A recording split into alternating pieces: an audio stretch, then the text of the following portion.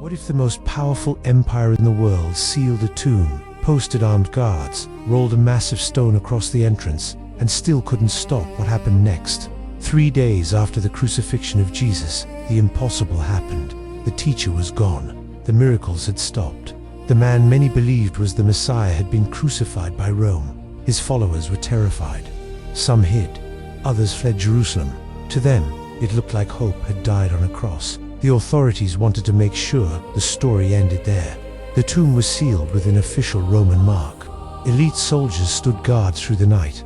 No one was getting in, and no one was getting out. Early on the third day, before the city woke, several women walked toward the tomb. They carried perfumed ointments to honor the body of Jesus. But one question troubled them. Who will roll the stone away for us?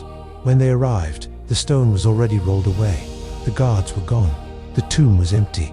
Inside the tomb stood a messenger with words that would echo through history. Do not be afraid. You are looking for Jesus who was crucified. He is not here. He is risen. Death had been defeated. The grave had lost its power. The man Rome executed was alive. For billions of people today, the resurrection isn't just history. It is hope. It means failure isn't final. Darkness doesn't win. And even when everything looks lost, God may still be writing the ending. And that is why, every year, the world remembers the morning the tomb was empty. Thanks for watching. If you enjoyed this video, please like and subscribe for more biblical content for today's modern world.